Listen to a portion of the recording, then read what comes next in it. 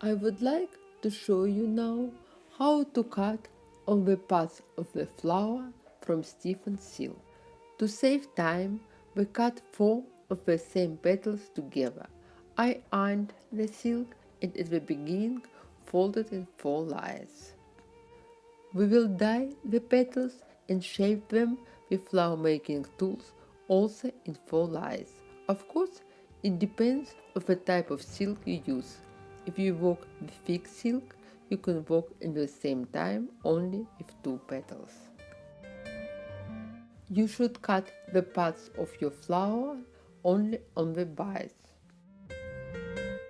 Trace the pattern only on the top layer.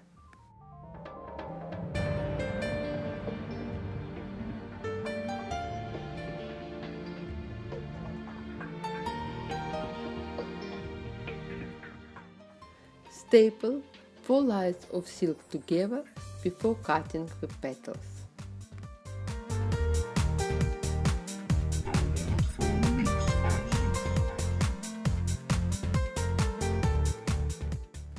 When you cut the petals, make sure that you cut inside of the pencil line.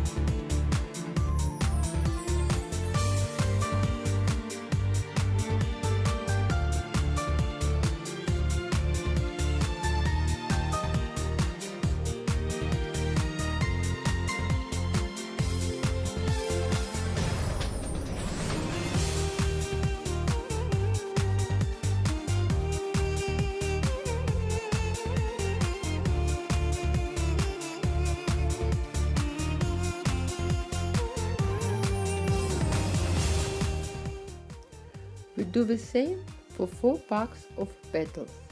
For the central part, you can't position it exactly on the bias, but try to position it such way that maximum number of petals will be on the bias.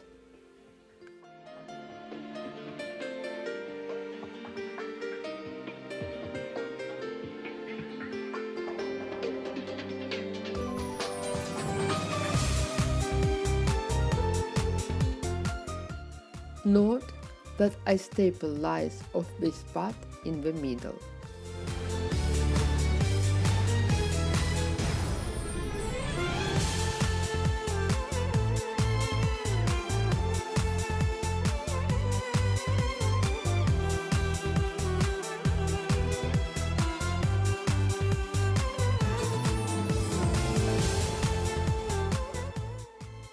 Don't cut it inside of the pencil line. Cut a circle around it. It will make it easier for you to dye this part later. We will cut it properly after dyeing.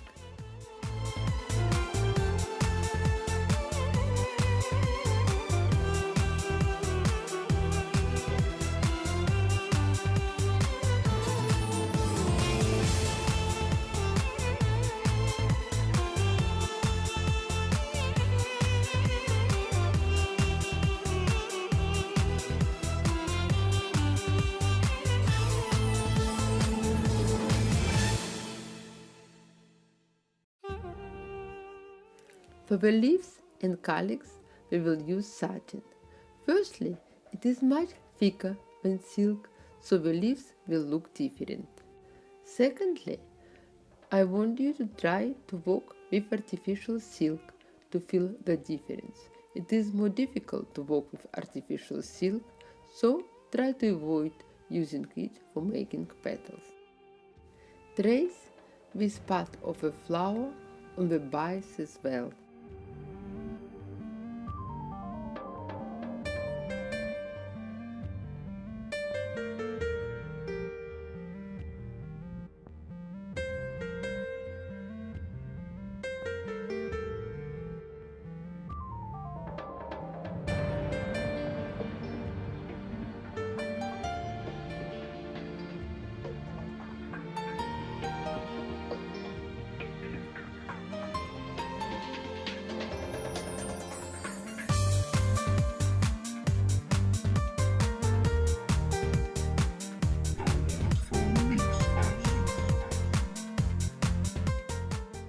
For leaves and calyx, cut out around the petals and don't cut the details yet.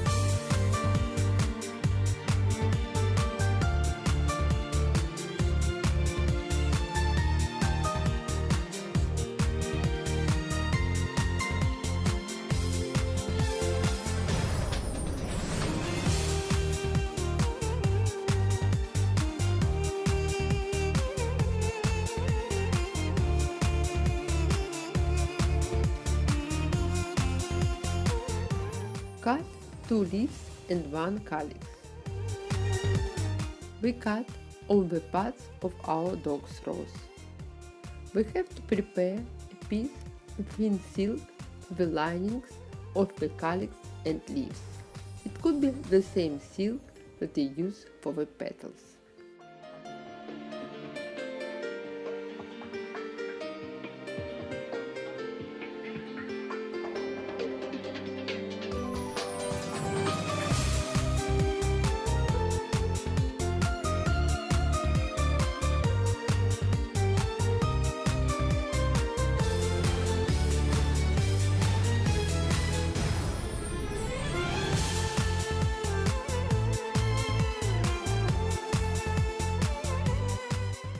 Usually, I use a Japanese art silk tape to wrap around the branch.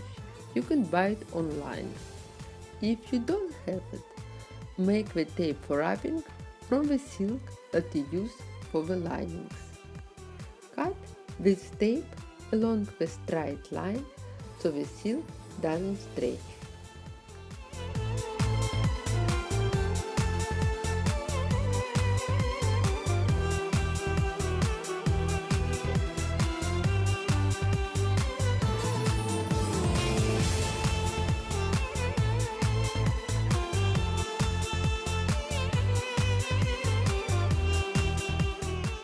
Also, cut the small piece of satin per stem.